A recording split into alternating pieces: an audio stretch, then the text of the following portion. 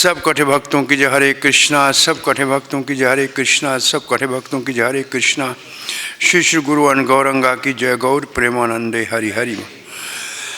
नमः ओम विष्णुपादाय कृष्ण पृष्ठाय भूतले श्रीमते भक्ति वेदांत स्वामिति नामिने। नमस्ते सरस्वती देवे गौरवाणी प्रचारिणे निर्विशेष शून्यवादी पाश्चात्य देशतारिणे। गुरवे गौरचंद्राय राधिकाय तदालये कृष्णाय कृष्ण भक्ताय तद्भक्ताय नमो नमः। ओम नमो भगवते वासुदेवाय। ओम नमो भगवते वासुदेवाय। ओम नमो भगवते वासुदेवाय। नारायणं नमस्कृत्यं नरं चैव नरोत्तमं देवीं सरस्वतीं व्यासं ततो जयमुदीरये। नष्टप्रायेषु अभद्रेषु नित्यं भागवत सेवया भगवती उत्तम श्लोके भक्तिर्भवति नैष्ठिकी। कृष्णाय वासुदेवाय देवकी नंदनाय च नंदगोपकुमाराय गोविंदाय नमो नमः। जय श्री कृष्ण चैतन्य प्रभु नित्यानंद श्री अद्वैत गदाधर शिवासादि गौर भक्त वृंदा। हरे कृष्णा कृष्णा कृष्णा हरे हरे हरे राम राम राम हरे हरे।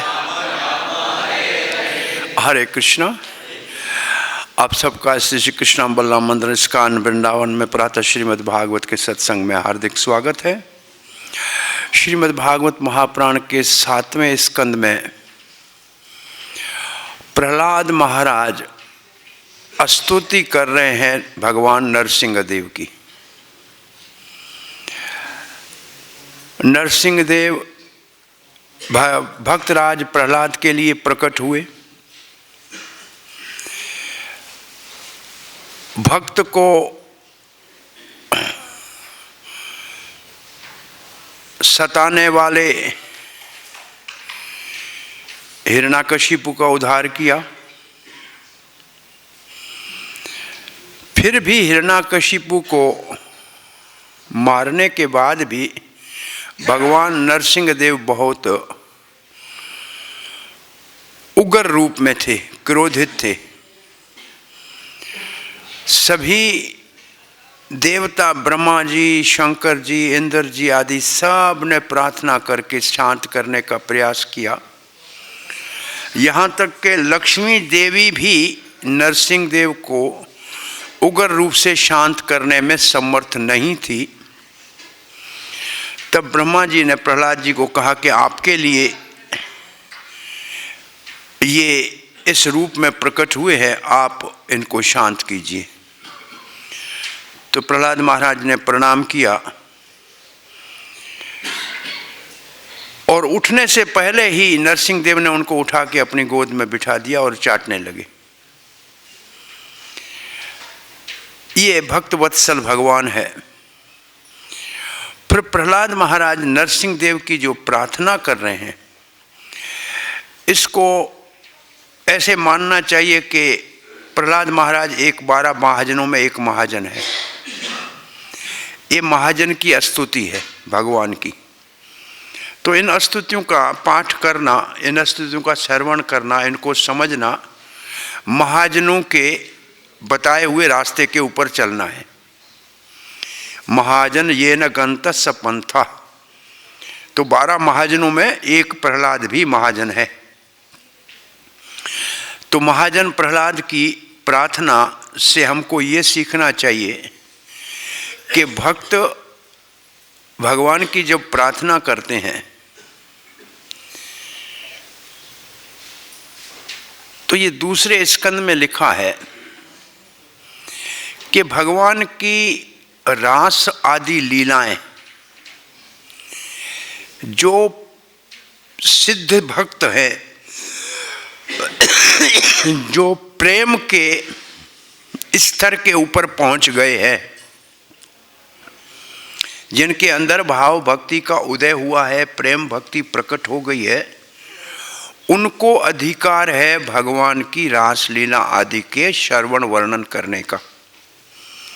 परंतु जो भक्त अभी तक साधन की स्थिति में हैं, उनके लिए सृष्टि लीला कि भगवान सृष्टि कैसे करते हैं, क्योंकि संसार में हमारा बंधन भी है माया से और भगवान सृष्टि भी करते हैं माया से। तो कांटा कांटे से निकलता है। वहाँ उदाहरण ये दिया है, दूध का रोगी दूध के ही दूसरे परिवर्तित दही से ठीक होता है, ऐसे ही बद्ध जीवों को सृष्टि लीला श्रवण करने से उनका बंधन मुक्त होता है। तो पहला सिद्धांत ये है प्रहलाद महाराज की शिक्षा से कि हमें भगवान की सृष्टि लीला को अच्छी तरह से श्रवण करना चाहिए सृष्टि के बंधन से मुक्त होने के लिए। भगवान की अंतरंग लीलाएं सिद्ध अवस्था में प्रेम के स्तर पे उनका रसास्वादन किया जा सकता है, ये है सिद्धांत। तो प्रहलाद महाराज की आज की प्रार्थना में भगवान की सृष्टि की जो विधि है उसका वर्णन है। तो आइए इस श्लोक का पाठ करते हैं। 33वां श्लोक 9वें अध्याय का 7वें स्कंद का। प्रहलाद नरसिंह देव को शांत करने के लिए प्रार्थना कर रहे हैं। पाठ करते हैं। तस्यैदमात्मने जगत, ये तो नहीं है, दूसरा श्लोक है, एक मिनट, ये 32वां, एक 33वां चाहिए। तस्यैव तेव पूरिदं निज काल शक्त्या, है कि नहीं? हाँ,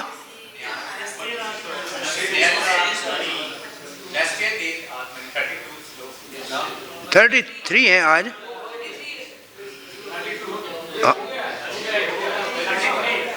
33 है आज।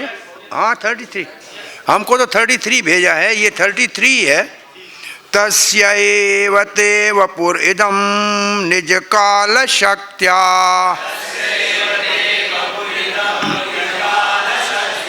संचोदिता प्रकृति धर्मणात्म गूढ़म अम्बस्य अनंत शयनाद विमरत समाधे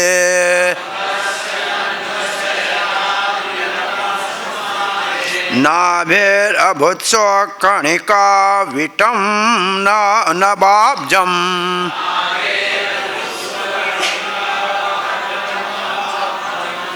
हरे कृष्ण। तस्य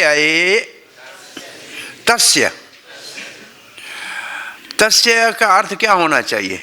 उस, तो वो कौन है? भगवान। तो यहाँ किसको कहा जाए? नरसिंह देव को। नरसिंह देव को कह रहे हैं प्रहलाद महाराज, उस पूर्ण पुरुषोत्तम भगवान का। तस्य, अब तस्य का अर्थ बोलिए, उस पूर्ण पुरुषोत्तम भगवान का। एवं निश्चित ही तुम्हारा वपोह ब्रह्मांड्य शरीर इदम ये ब्रह्मांड निज काल शक्त्या शक्तिशाली काल द्वारा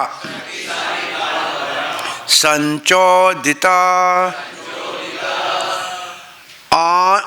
आंदोलित आंदोलित संचोदित का मतलब आंदोलित, आंदोलित का मतलब जिसने शुरुआत किया, आरंभ किया। प्रकृति धर्मणः उनका जिससे प्रकृति के तीनों गुण आत्मगूढ़म आप में निहित अंबसी कारणावण के जल में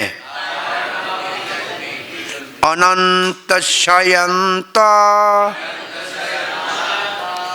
अनंत जो आपका अन्य रूप है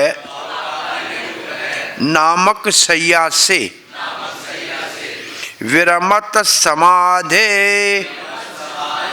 समाधि से जाग कर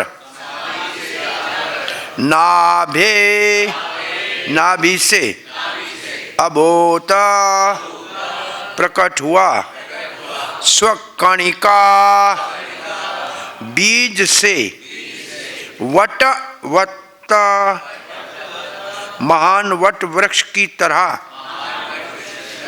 महाअबज्जम संसार का महान कमल जो इसी तरह उगा है। अब इन शब्दों को फिर एक बार आप अपनी भाषा में देखिए कि कितना आपको पहले से समझ में आता है। तस्यैव का मतलब भगवान, तस्य का मतलब भगवान, एव का मतलब निश्चित, ये तो ठीक है। अब कह रहे हैं वपु, वपु का अर्थ है भगवान का शरीर। यहां कौन से शरीर का वर्णन कर रहे हैं प्रहलाद महाराज? विराट रूप। कौन विराट रूप? भौतिक जगत का, ब्रह्मांड के रूप में भगवान है, उसको कह रहे हैं कि ये भी आपका निज वपु है। तो सृष्टि कहाँ से होती है? ब्रह्मा विराट रूप से। तो विराट रूप का वर्णन हो रहा है, ठीक है। ये आपका वपु है। इदम कह के कहते हैं ये जगत, ये ब्रह्मांड, ये आपका वपु है। और फिर कहते हैं निज काल शक्ति। अब ये सृष्टि कैसे हुई? बोला आपकी स्वयं की काल शक्ति के द्वारा। तो काल क्या है? भगवान का, भगवान की शक्ति है। इस श्लोक में है भगवान की शक्ति। वैसे काल भगवान का एक रूप है। भगवद गीता के 11वें अध्याय में कालो अस्मि, मैं काल हूं। भगवान अपनी शक्ति इस संसार में काल रूप से दिखाते हैं। जिस काल रूप के सामने कोई भी टिक नहीं सकता। और ये काल चक्कर ही संसार को चला रहा है, सृष्टि से लेके। और काल का एक अर्थ है समाप्ति। तो सारा काम काल चक्कर से होता है। तो काल भगवान का एक कहा जाए कि निराकार रूप है। उसका आकार नहीं है, परंतु वो भगवान की ही शक्ति है। और शक्ति और शक्तिमान में कोई अंतर नहीं होता है। तो ये जगत सारा काल के प्रभाव से काम करता है। और आध्यात्मिक जगत में काल का प्रभाव नहीं है। वहां काल का प्रभाव नहीं है। वहां भगवान स्वयं की अंतरंग शक्ति कार्य करती है, इसलिए वहां काल की आवश्यकता नहीं। काल होता है नाश करने के लिए। तो आध्यात्मिक जगत में तो कुछ नाश होता नहीं है, वह तो सब शाश्वत है, नित्य है। तो वहां काल की आवश्यकता नहीं है। तो काल कहां काम करता है? भौतिक जगत में। तो आपने अपनी काल शक्ति के द्वारा क्या किया? काल शक्ति के बाद क्या लिखा है? संचोदितः, जिसको कहा जाए प्रेरणा दिया, काल शक्ति के द्वारा शुरुआत किया, हाँ, आंदोलित किया। आंदोलित किया का मतलब आरंभ किया। क्या आरंभ किया? प्रकृति धर्मणा। तो प्रकृति का धर्म क्या है? प्रकृति का मतलब यहां प्रकृति कौन सी का धर्म? भौतिक प्रकृति का। और भौतिक प्रकृति का धर्म क्या है? प्रकृति के 3 गुण। भौतिक प्रकृति के सारे कार्य प्रकृति के 3 गुणों के द्वारा होते हैं। तो यहां प्रकृति का धर्म क्या है? प्रकृति के 3 गुण। तो काल ने क्या किया? प्रकृति के 3 गुण जो समान अवस्था में थे उनमें क्षोभ पैदा किया। वैसे काल भी अपने आप में नहीं करता है, भगवान ने दृष्टि डाली तब काल ने उसमें क्षोभ पैदा किया। क्षोभ पैदा किया का मतलब गुण अब सामान्य अवस्था में नहीं रहे, तो सृष्टि की शुरुआत हुई। तो यहां जो संचोदित है इसका मतलब क्षोभ करना और उसमें हलचल मचाना। किसने मचाई? काल ने मचाई। किसमें मचाई? प्रकृति के धर्म में। इसका मतलब 3 गुणों के अंदर। फिर लिखा है आत्मगूढ़म। आत्मगूढ़म का मतलब ये थी कहां प्रकृति और इसके गुण थे कहां? बोला ये आपके अंदर थे। आप आत्मगूढ़म, इसका मतलब आपके अंदर थे। तो प्रकृति कहां थी? भगवान के उदर में। प्रकृति कहां रहती है? जब भाई बच्चा जब जन्म नहीं लेता है तब कहां रहता है? मां के पेट में। ऐसे ही प्रकृति जब सृष्टि नहीं होती है तब भगवान के उदर में रहती है। और तब उसका नाम क्या होता है?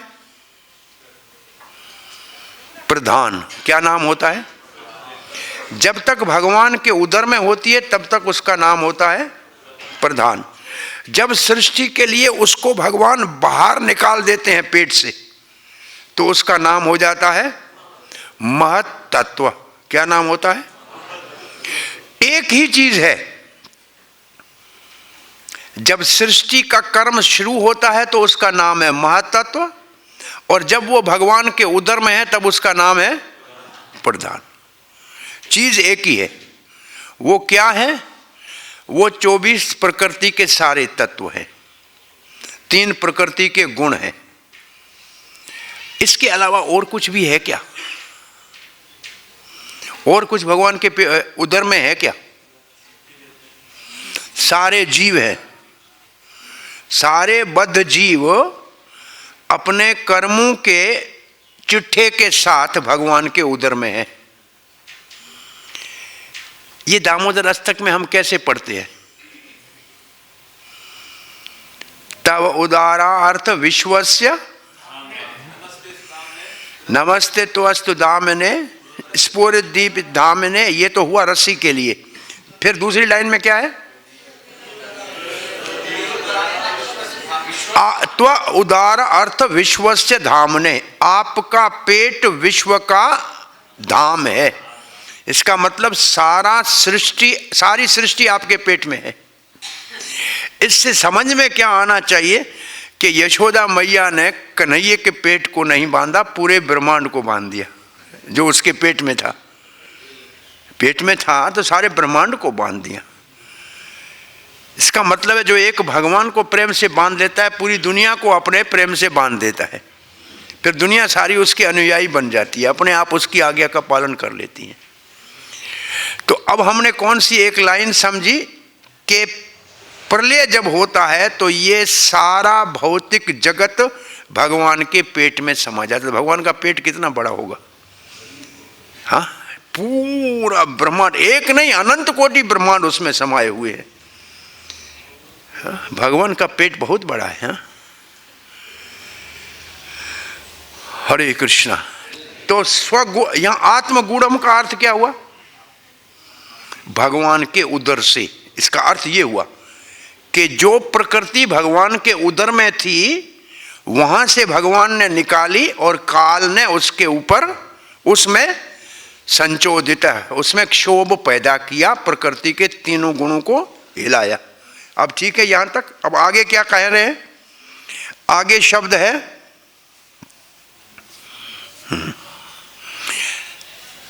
अंभसी।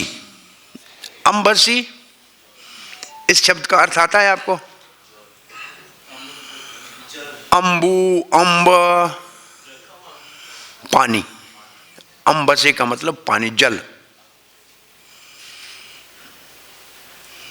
अंबसे का अर्थ जल है, जिससे शब्द आब हो गया।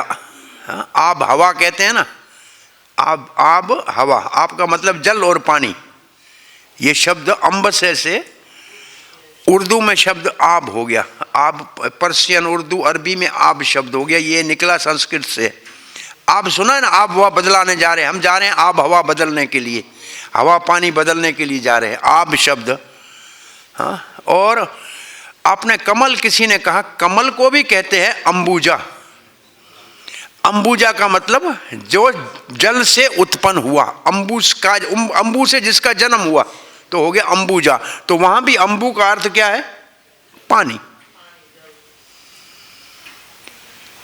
तो अंबसा का अर्थ क्या हुआ? पानी। पानी कहां होता है? पानी कारण सागर में होता है, पानी गर्भ सागर में होता है, और क्षीर सागर भी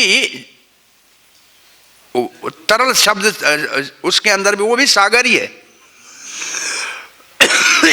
तो ये अंबसा शब्द जब आ रहा है तो ये तीनों विष्णु का वर्णन है। अंबसा शब्द से तीनों विष्णु का वर्णन है जो सृष्टि का कार्य करते हैं। कौन से कौन से?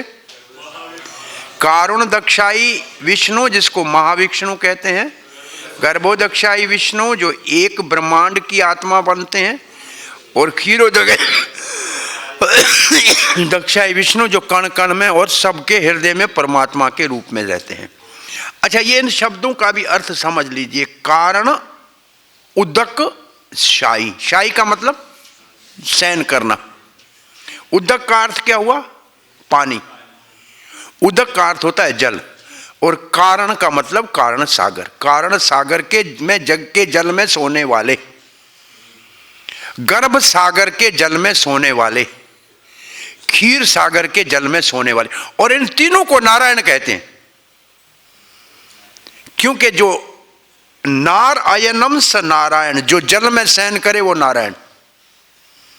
एक नारायण की उत्पत्ति है, नार शयनम स नारायण। जो नल अयनम, नार अयनम यस्य स नारायण, जिसका जल ही निवास स्थान हो, नारायण। और भी अर्थ है नारायण के, जिससे सारे जीवों का समूह निकले, उसको भी नारायण कहते हैं। परंतु इसलिए अब जो वहां स्तुति चलनी है ना, ब्रह्मा की स्तुति, उसमें नारायण शब्द की परिभाषा में इन तीनों विष्णु को नारायण कहते हैं। तो ये दूसरा नाम भी याद कीजिए कि ये तीनों विष्णु को भी नारायण कहते हैं। और ये तीनों चतुर्भुज हैं। ये तीनों चतुर्भुज हैं कि नहीं है? ये तीनों चतुर्भुज हैं और तीनों को नारायण कहते हैं। और यही सृष्टि के कारण है। सृष्टि ये तीन करते हैं। कुछ कहना चाह रहे हैं? हाँ। नहीं, कोई और ऐसी बात इसमें ऐड करने का? नहीं, ठीक है। नहीं, हो सकता है ना किसी को थोड़ा सा हम जो कह रहे हैं इसमें आपको, हम इसको साफ करके समझाने का, समझने का प्रयास कर रहे हैं कि ये है क्या। तो अंबसे शब्द का अर्थ क्या हुआ? जल। और अंबसे के बाद है अनंत शयनात। अनंत शयनात, अनंत का मतलब, वैसे अनंत के बहुत अर्थ है, यहां पीछे शयनात लगा है। शयनात का मतलब बिस्तर, शयन का मतलब बिस्तर। अनंत जिसका बिस्तर है, इसका मतलब शेष नाग के ऊपर शयन करने वाले, शेष नाग के ऊपर शयन करने वाले। भगवान किसके ऊपर सोते हैं? शांताकारम भुजग शयनम पद्मनाभम सुरेशम। शांत आकारम पद्म नाभम सुरेशम विश्वधारम गगन सदृशम मेघवर्णम शुभांगम कमल नयनम योगी ध्यान गवयम वंदे विष्णुम भवभयहरणम सर्वलोकैकनाथम। कहाँ शयन करते हैं? भय नहीं है, निर्भय होकर सह करते हैं। कहाँ? वो वहाँ योग निद्रा में होते हैं। यहाँ निद्रा का भी शब्द है। शयन किसके ऊपर करते हैं? अनंत शेष के ऊपर। ये चार हो गए। अब चार हो गए भगवान के अवतार। इस बात में चार हो गए कि नहीं हो गए? तीन विष्णु और चौथा अनंत। ये चारों के चार कहाँ से निकलते हैं? इन चारों का उद्गम स्थान कौन है? संकर्षण। कौन है? संकर्षण। और संकर्षण कहाँ से निकलते हैं? किसका विस्तार है? बलराम जी का। और बलराम जी किसका विस्तार है? कृष्ण का। कृष्ण, बलराम, फिर संकर्षण, फिर महासंकर्षण जो वैकुंठ में होता है, उससे फिर ये चार और निकलते हैं। ये चारों कहाँ से निकलते हैं? संकर्षण से। और संकर्षण कहाँ से? बलराम जी से। और बलराम जी कहाँ से? ठीक है। अब इसके बाद लिखा है, प्रभुपाद जी ने इसके लिए एक लाइन लिखी है, जो आपका अन्य रूप है। अनंत शैया के लिए लिखा है जो आपका अन्य रूप है। इसका मतलब शेष, शेष के रूप में। और उसके बाद लिखा है विरम समाधि। विराम, किसी चीज को विराम देने का मतलब क्या है? खत्म करना, रोक देना, समाप्त करना। समाधि को तो भगवान जब शयन करते हैं ना नाभि किसके ऊपर? शेष के, तब होते हैं योग निद्रा में। किस में होते हैं? योग निद्रा का भगवान ने विराम किया। अब उसको, इसका मतलब जाग गए, आंख खोल दी। भगवान जो योग निद्रा में थे उन्होंने आंख खोल दी। तो इसका मतलब उनकी दृष्टि पड़ी, तब सृष्टि हुई। योग निद्रा से भगवान ने आंख खोली, दृष्टि पड़ी और सृष्टि हुई। ये इसकी परिभाषा हो गई। ठीक है। योग निद्रा। नाभे, सबको पता है नाभि का अर्थ। नाभि का मतलब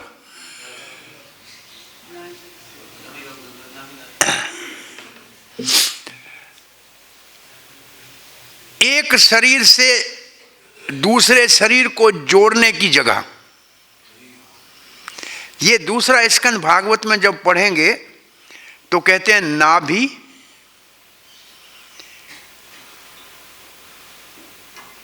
काल। ये आपने तीन बातें पढ़ी है सृष्टि करने के लिए। कहते हैं एक स्थूल इंद्री, एक सूक्ष्म इंद्री और एक इंद्री का देवता। ये पढ़े हैं कि नहीं पढ़े कभी? जैसे हमारी आंख है, ये जो आप देख रहे हैं मेरी आंख, ये तो है आंख का डब्बा जिसमें आंख रखी हुई है। असल में आंख जो देखती है वो कहाँ है? मन के ऊपर है। और इस आंख का देवता कौन है जो इसको देखने की शक्ति देता है? सूर्य। तो आंख का सूक्ष्म तत्व, इसको कहते हैं आदि भौतिक, आध्यात्मिक और आदि देवक। ये नाम सुने आपने? सृष्टि का कर्म सुना है? दूसरे स्कंद के 10वें अध्याय के अंदर इसका वर्णन है। और ये नाभि उसमें आती है जब भगवान एक शरीर को दूसरे से अलग करना चाहते हैं। तो मां से बच्चा अलग कब होता है? जब नाभि से नाल को काटते हैं। तो एक शरीर को दूसरे से अलग करने के लिए नाभि होती है। तो भगवान प्रभुपाद जी उस तात्पर्य में लिखते हैं दूसरे स्कंद के कि भगवान ने अपनी नाभि से सृष्टि की। और ये परंपरा अभी भी चली आ रही है। बच्चा पैदा होता है तो मां से नाभि से अलग किया जाता है। प्रभुपाद ने उस तात्पर्य में लिखा है 2:10-28 या कुछ ऐसा श्लोक है। तो ये नाभि का मतलब है जहां से एक शरीर से दूसरे को अलग किया जाए। तो आज भगवान अपने अंदर से, इसके लिए एक जो कहावत है ना, एको बहु स्यात्, ये सुना है आपने? वेद का वाक्य। एक भगवान ने कहा मैं अनेक हो जाऊं, सुना है ना? तो एक से अनेक कैसे हो गए? भगवान के पेट में जो ये जीव बद्ध थे इन सबको बाहर निकाल दिया। कहाँ से निकाला? नाभि से निकाला। तो एक से अनेक कहाँ से हो गए? नाभि के द्वारा। ये श्लोक अगर जो वाकई शास्त्र को बहुत इंटरेस्ट रखते हैं ना, तो ये दूसरे स्कंद के 10वें अध्याय का, मैं समझता हूँ 28 है, मेरे को याद नहीं है, मैं देख के बताऊं। 28 को आप देख लेना। वहाँ नाभि क्या है, काल क्या है, वहाँ काल भी होगा देखा हुआ। काल मृत्यु उसका जो है अधिदेव है, अधिदेव है ना मृत्यु, काल उसका अधिदेव है वहाँ। और नाभि जो है वो अधिभूत है। और आध्यात्मिक क्या है, ये 3 चीजें वहाँ लिखी हैं। हरे कृष्णा। ये थोड़ा सा गंभीर हो गया नाभि को समझाने के लिए। नाभि निशानी है, दूसरे शरीर से हमारा संबंध था, ये उसकी निशानी है। और ये नाभि भगवान की जिस चीज की निशानी है कि ये पूरी सृष्टि नाभि से उत्पन्न हुई है। इसका मतलब हम भगवान के साथ जुड़े थे नाभि के माध्यम से। यही है प्रेमंजन, यही है लिखा है। काल क्या है? अधिदेव है न, मृत्यु अधिदेव होगा। हाँ चलो फिर आगे पढ़ेंगे, इसको याद नहीं है मेरे को अभी। तो अब शब्द और आगे कौन सा पढ़ते हैं? अभूत का मतलब प्रकट होना, अभूत का मतलब बाहर निकलना। अभूत स्वकणिका, स्वकणिका मतलब बीज से, कणिका स्वकणि। अभी उदाहरण दे रहे हैं, ये भगवान विष्णु से संबंधित शब्द नहीं है, सृष्टि से संबंध नहीं है। स्वकणिका वटवत, वटवत का मतलब वट वृक्ष के समान। और स्वकणिका मतलब जैसे बीज से पूरा वृक्ष निकलता है, ऐसे भगवान की नाभि से पूरी सृष्टि हुई। ये हुआ इसका अर्थ। और वो सृष्टि क्या थी? बोला महाअबज। महाअबज का मतलब, महा का मतलब बड़ा, अबज का मतलब कमल। तो संसार का महान कमल जो इसी तरह उगा है। अब हम पढ़ते हैं प्रभुपाद जी का अनुवाद। ये विराट भौतिक जगत, ये कहीं श्लोक में नहीं है, मिल रहा है कहीं श्लोक में शब्द? ये विराट भौतिक जगत कहां से? इस श्लोक में विराट भौतिक जगत कहां से लाएंगे? इदम, इदम वपु, और फिर महा नीचे से लेंगे, महाअबज से, तब ये जाके बनेगा ये विराट भौतिक जगत। ये विराट भौतिक जगत भी आपका शरीर है। वपु आपका शरीर ही है। ये ही क्यों डाल दिया बीच में? आप अलग हैं, ये भी आपका ही शरीर है। इसका मतलब आप यही केवल नहीं है, आप इससे अलग हैं, परंतु ये भी आपका ही शरीर है। तो ये विराट रूप। अब इस विराट रूप में और अर्जुन को जो भगवान ने विश्व रूप दिखाया, ये एक है कि अलग है? ये अलग है, ये ध्यान रखना। ये दोनों एक नहीं है। वो विश्व रूप जो 11वें अध्याय का है वो अलग है, ये विराट रूप अलग है। इन दोनों में अंतर है। ठीक है, अब आगे लिखते हैं प्रभुपाद जी। पदार्थ का ये पिंड, पदार्थ का ये पिंड, पदार्थ का ये पिंड आपकी काल शक्ति द्वारा आंदोलित, उत्तेजित होता है। तो ये भाई, ये इसका क्या अर्थ है? पदार्थ का ये पिंड, ब्रह्मांड। पदार्थ का ये पिंड है ब्रह्मांड, जिसमें भौतिक पदार्थ है। आपकी काल शक्ति द्वारा आंदोलित के लिए लिखा है उत्तेजित, उत्तेजित जिसमें क्षोभ पैदा करना होता है। और इस तरह प्रकृति के तीनों गुण प्रकट होते हैं। प्रकट होते हैं का अर्थ है पहले थे, अब प्रकट हो गए। ऐसा नहीं है बनते हैं। प्रकट होते का मतलब पहले थे समान स्थिति में, अब वो विचलित हो गए हैं। तब आप शेष या अनंत की सैया से जागते हैं, विराम समाधि, अनंत सैया से जागते हैं, और आपकी नाभि से एक क्षुद्र दिव्य बीज, एक क्षुद्र का मतलब क्या? बहुत छोटा, बहुत छोटा। क्षुद्र, आपकी नाभि से एक क्षुद्र दिव्य बीज उत्पन्न होता है। ये क्या है? एक नाभि से एक क्षुद्र, ये क्या है? क्षुद्र छोटा बीज है। आप देखो प्रभुपाद जी का तात्पर्य पढ़ेंगे तो प्रभुपाद जी कारण दक्षाय विष्णु का पहले वर्णन करेंगे। जिसके अंदर से एक एक ब्रह्मांड निकलता है वो है बीज।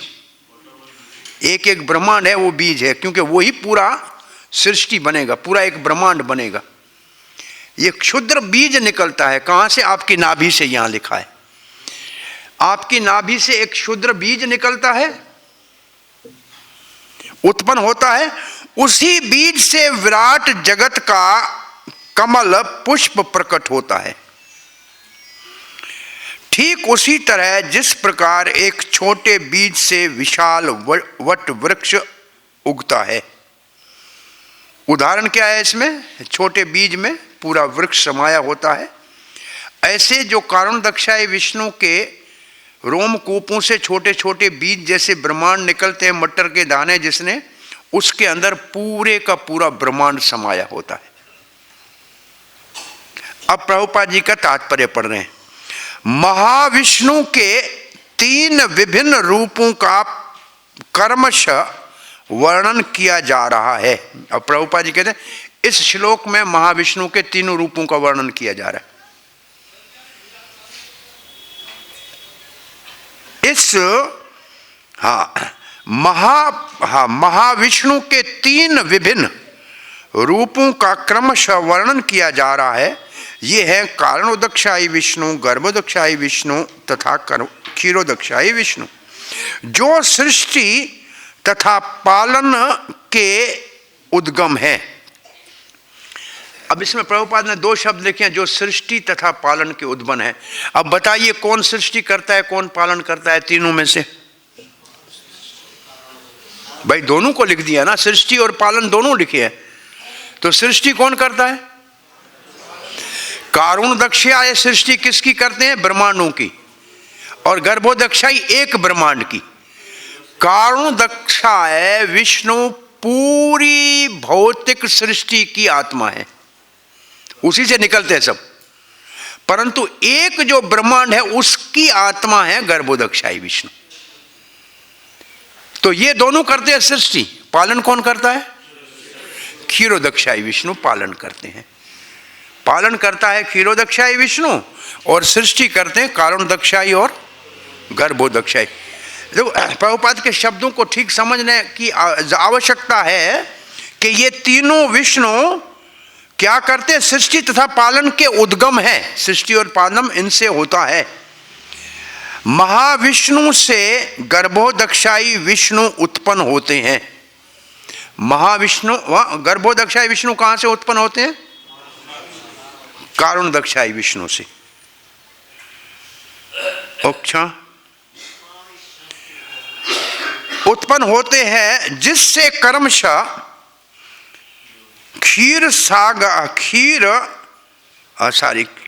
क्षीरोदक्षाई विष्णु का विस्तार होता है। और गर्भोदक्षाई से कौन विस्तारित होते हैं? क्षीरोदक्षाई। अब इसका अर्थ क्या हुआ? पहले कारुणदक्षाई, उससे निकला गर्भोदक्षाई और उसका विस्तार हुआ क्षीरोदक्षाई में। ऐसे ये इनकी उत्पत्ति हुई। इस प्रकार महाविष्णु ही गर्भोदक्षाई विष्णु के मूल कारण है और गर्भोदक्षाई ही विष्णु से कमल निकलता है जिसमें से ब्रह्मा जी प्रकट होते हैं। इस प्रकार प्रत्येक वस्तु का मूल कारण विष्णु है।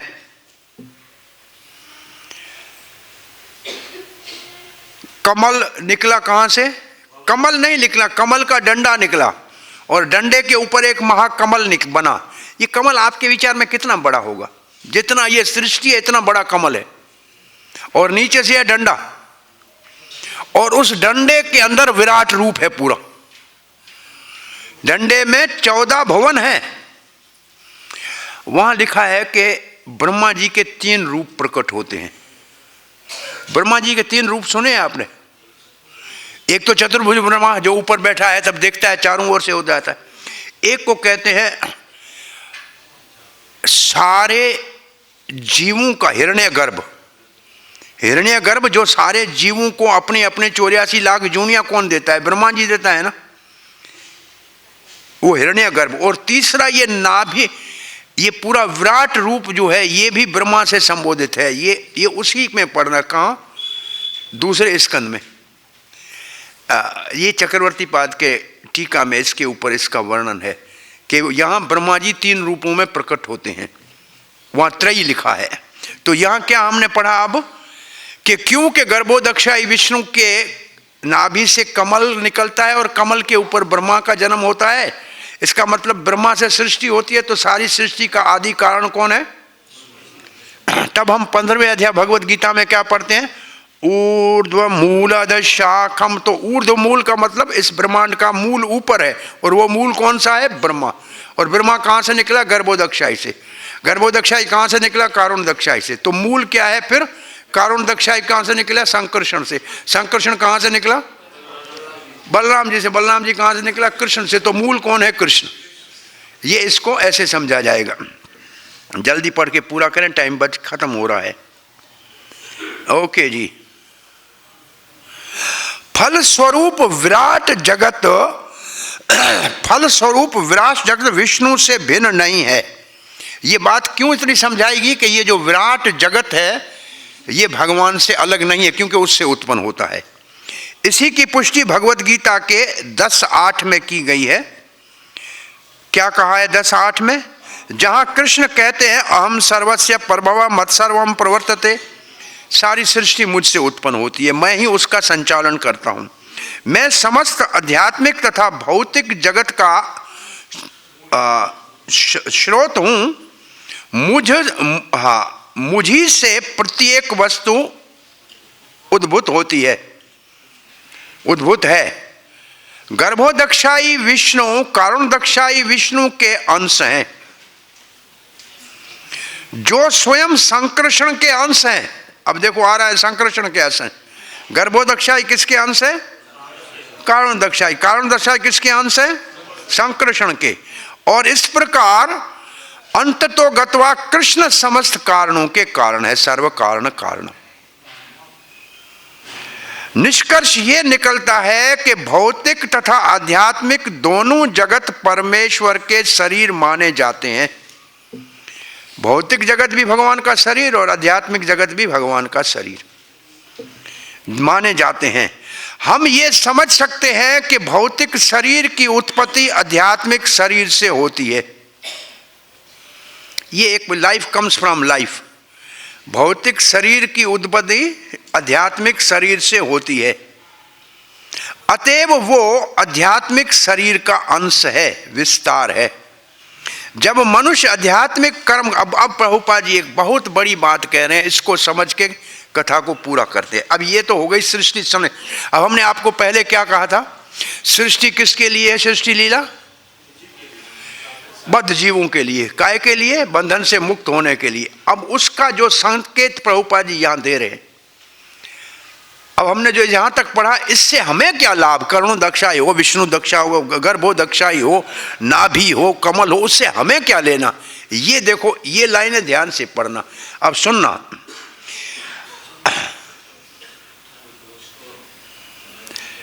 इसी प्रकार जब भौतिक जगत में कृष्ण भावना अमृत आंदोलन का विस्तार होता है, तो समुचा संसार आध्यात्मिक कृत्य को हो जाता है। इसका अर्थ क्या हुआ? भौतिक जगत आध्यात्मिक जगत से निकलता है। इसलिए अगर भौतिक जगत में हम आध्यात्मिक कार्य करेंगे कृष्ण भावना के, तो ये हमारे कार्य भी आध्यात्मिक हो जाएंगे। ये हमारे इस सृष्टि लीला को समझने का उद्देश्य है। क्यों पढ़ते हैं सृष्टि लीला? इसलिए पढ़ते हैं, अब प्रभुपाद जी लिखते हैं, जब तक उसकी अनुभूति नहीं होती तब तक हम इस भौतिक जगत में रहते हैं। किसकी अनुभूति नहीं होती? कि हम भगवान के हैं और उसकी सेवा करनी चाहिए। जब तक ये अनुभूति नहीं होती है तो तब तक हम क्या करते हैं? तब तक हम शरीर की सेवा करते हैं या संसार की या परिवार की या घर की सेवा करते हैं, तब तक भौतिक रहते हैं। और जब भगवान की सेवा में लगते हैं तो आध्यात्मिक हो जाते हैं। अब प्रभुपाद जी कह रहे हैं, जब तक इसकी अनुभूति नहीं होती है तब तक हम इस भौतिक जगत में रहते हैं, किंतु जो ही हम पूर्ण रूपेण कृष्ण भावना अमृत हो जाते हैं तो हम इस भौतिक जगत में न रहकर आध्यात्मिक जगत में होते हैं। आप अब भागवत में बैठे हो तो आध्यात्मिक जगत में हो, प्रसाद खाओगे तो भी आध्यात्मिक जगत में हो, उसके बाद जहां जाओगे फिर भौतिक जगत हो जाएगा। क्योंकि ये दोनों भगवान से अलग है, भागवत भी भगवान है और प्रसाद भी भगवान से अभिन्न है। इसलिए प्रसाद खा के फिर कथा सुननी चाहिए, कथा सुन के फिर प्रसाद खाना चाहिए, नहीं तो प्रचार करना चाहिए और कोई काम नहीं करना चाहिए। तो जीवन मुक्त, इसका मतलब जीवन मुक्त की परिभाषा यहाँ बताई गई है। जीवन मुक्त कैसे होते हैं ये श्लोक आप पढ़िए तो कथा को विराम देते हैं। फिर आपका कोई प्रश्न है तो पूछिए। जीवन मुक्त की कौन सा श्लोक है? ये वयस्य हरिर दास्य मनसा कर्मणा वाचा अखिलेषु अवस्थासु जीवन मुक्त स उच्यते। ये है इसका भाव कि जब हमारी वाणी से, शरीर से, मन से हम कृष्ण भावना के कार्यों में हर स्थिति में लगे रहेंगे तो भौतिकता का प्रभाव नहीं रहेगा, हमारा जीवन आध्यात्मिक हो जाएगा, जीवन मुक्त हो जाएंगे। हरे कृष्णा। आप कोई प्रश्न है तो एक पूछिए, समय अभी 1 मिनट है। हाँ जी बोलिए प्रभु।